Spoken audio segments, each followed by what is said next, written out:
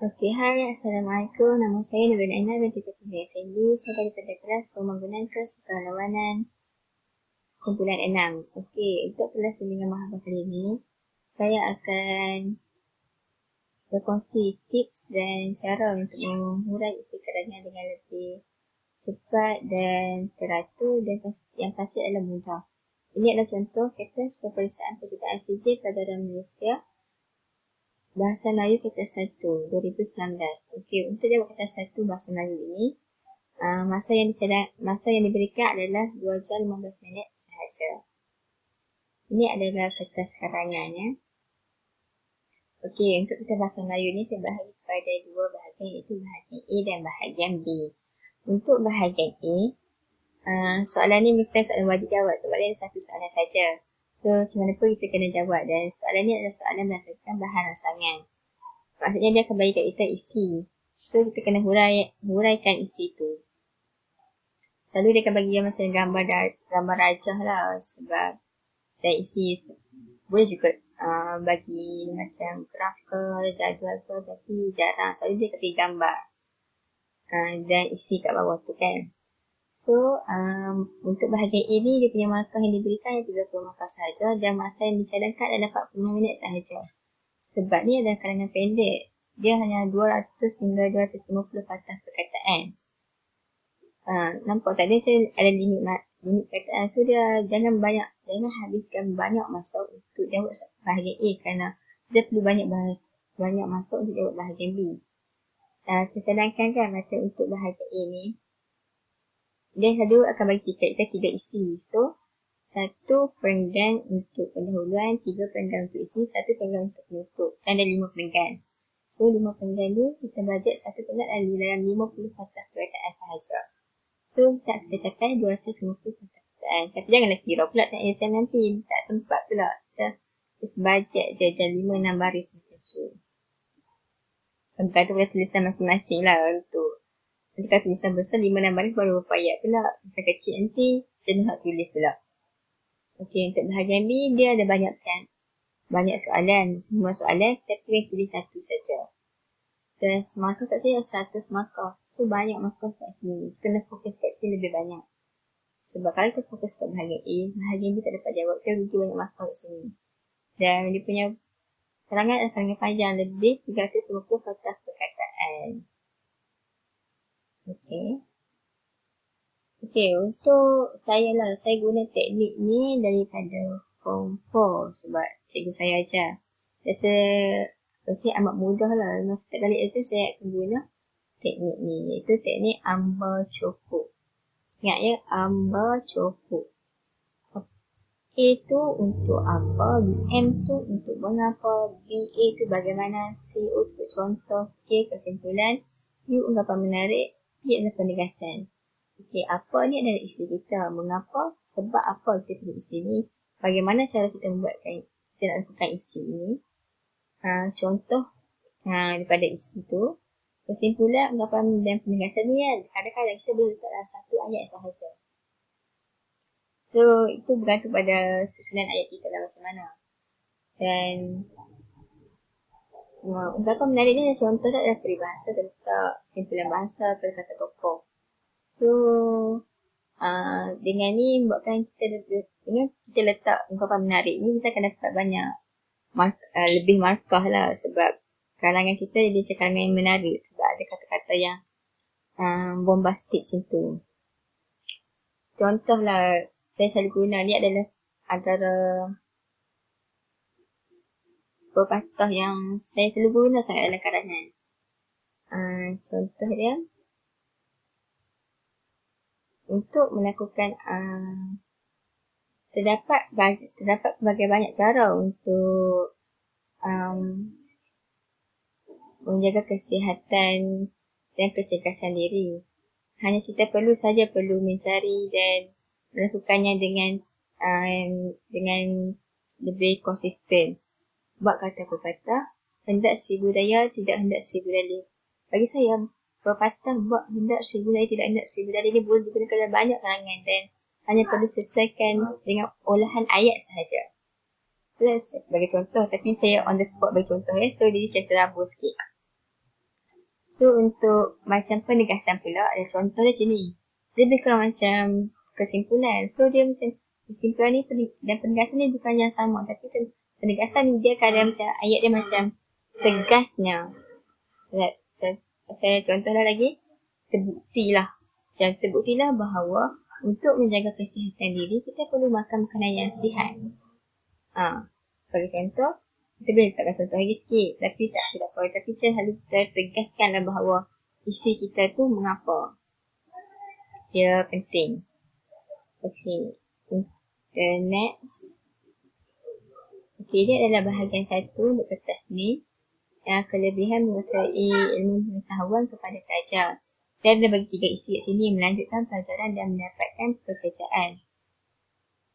Dan menyelesaikan masalah. Saya bagi contoh 1 saja. Okay, menggunakan teknik ambar cukup.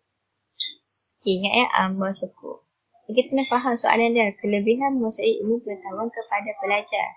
So, isi pertama kita. Ini ada contoh isi pertama. Saya start ayat dia dengan antara kelebihan menguasai ilmu pengetahuan ialah dapat melanjutkan pelajaran. Ini adalah apa? So, mengapa dia? Kerana jika seorang pelajar ingin melanjutkan pelajaran ke peringkat lebih tinggi, mereka perlu menguasai ilmu yang dipelajari agar mendapat keputusan yang cemerlang. Bagaimana? Oleh itu, setiap pelajar perlu bekerja keras untuk menguasai ilmu pengetahuan. Contohnya, pelajar perlu melakukan ulang kaji dan menyiapkan tugasan yang diberi untuk menguasai segala ilmu yang dipelajari. Bertambah kat sini, diberikan oleh guru ke. Ni saya masukkan ungkapan menarik. Pepatah ada mengatakan, menuntut ilmu biarlah sampai ke menara tadi.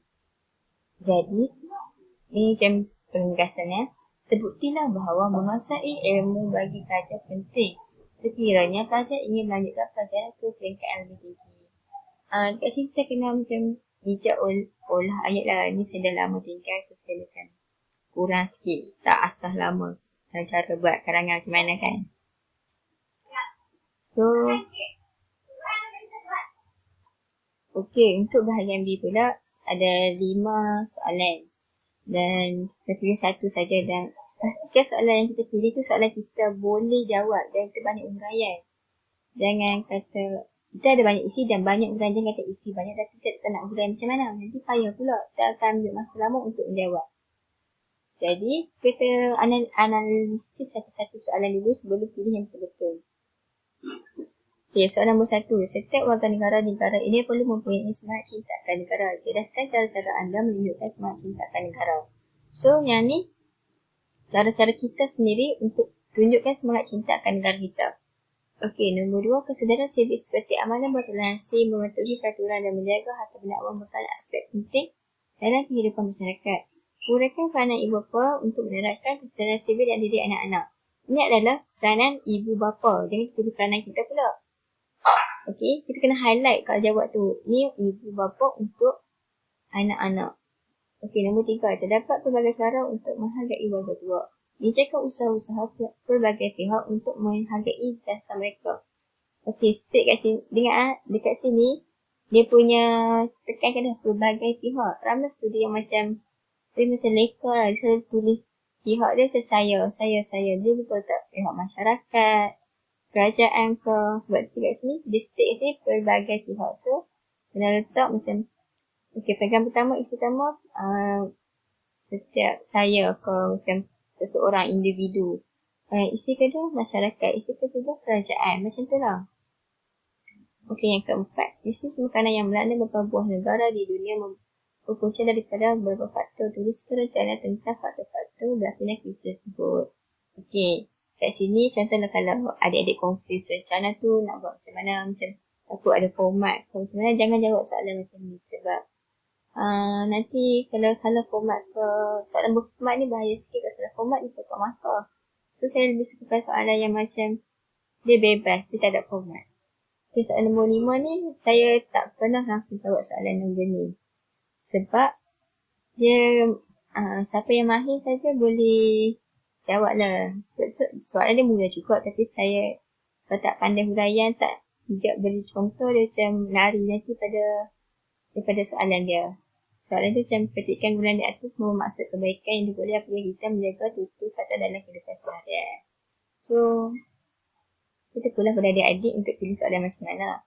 Bagi saya tak galakkan lah untuk soalan 4 atau 5 ni. Kalau nombor 4 tu tak pasti jangan jawab. Itu soalan nombor 1, 2, 3. Saya galakkan jawab. Tapi, kita kena tengok lah macam ni. Kita buat macam dekat Google ni kita cari isi apa yang kita boleh on the spot kita dapat apa benda. So, pada banyak isi tu kita boleh pilih lah soalan mana yang kita banyak isi dan banyak huraian. Minimum saya selalu letak dalam karangan dalam 4 ataupun 5 isi. Campur dengan pendahuluan 6, kata 5 isi. Pendahuluan tu ditunjukkan guide. Kalau lebih banyak isi, kalau masa banyak dan ni boleh tambah isi lagi lah. Okey, kalau dekat sini nombor 1 ini adalah saya, iaitu maksud dekat sini cara-cara anda, maksudnya saya lah akan buat apa. Kalau dekat nombor 2 ni adalah peranan ibu bapa. Jadi ayat kita kan letak sebagai ibu bapa kita perlu memberikan tumpuan kepada anak. So kalau letak ibu bapa, kalau untuk nombor 3 ni kita letak pelbagai pihak. Kami orang selalu salah kat sini dari kehilangan markah sebab letak satu pihak ke dua pihak, macam satu pihak sahaja, saya. Okey, saya beri contoh. Okey, saya beri contoh untuk soalan nombor 1 ya. Cara-cara anda menunjukkan semangat cinta akan negara. Kalau kita anda ni dia lebih rujuk macam perkataan saya lah. Okey, macam ingat amba cukup. Antara ayat dia seterusnya, antara cara menunjukkan semangat cinta akan negara ialah dengan melawat tempat-tempat bersejarah. Ini apa? Mengapa? Hal ini kerana dengan melawat tempat-tempat bersejarah dapat melahirkan semangat juang dan cinta akan negara dalam diri saya.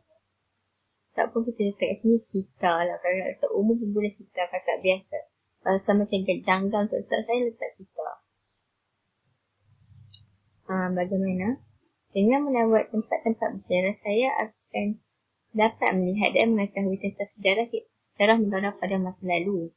Sebagai contoh, kita boleh letak sebagai contohnya, tapi variasikan dengan perkataan-perkataan yang lain. Contoh kat sini, contohnya sama maksud dengan misalnya. Misalnya, muzium perang di Pulau Pinang menunjukkan bahawa negara kita pernah dijajah oleh kuasa luar dan peperangan telah berlaku di negara kita. Okey, kat sini ada contoh. Boleh tambah lagi huraian dia. Macam ada apa dekat situ, boleh tambah lagi. Okey, kat sini saya gabungkan kesimpulan, menarik dan penegasan kat sini. Kita boleh letak ayat kesimpulannya, tapi selalunya saya akan letak macam dekat last kali ayat dalam perenggan terakhir. Jadi selalu untuk perenggan atas ni selalu letak macam penanda wacana yang lain lah. Kat sini saya letak hal ini membuatkan saya rasa berbangga terhadap perwira negara yang sanggup berkorban mempertahankan negara. Kita bertambah kat sini menunjukkan semangat cinta akan negara perwira lalu pada terhadap negara sehingga sanggup berkorban mempertahankan negara. Okey, itu contoh lain sebagai olahan ayat saya dapat on the spot sekarang. Okey, kita sambung lagi. Selain itu, dengan melawat tempat bersejarah akan membuatkan saya lebih mencintai negara kita dan saya tidak mahu sejarah negara kita dijajah berulang kembali. Dekat sini bagi saya penuturan kurang menarik. Jadi kita boleh letak macam ayat. Okey, masa telah macam. Okey, masa skrin dah lama.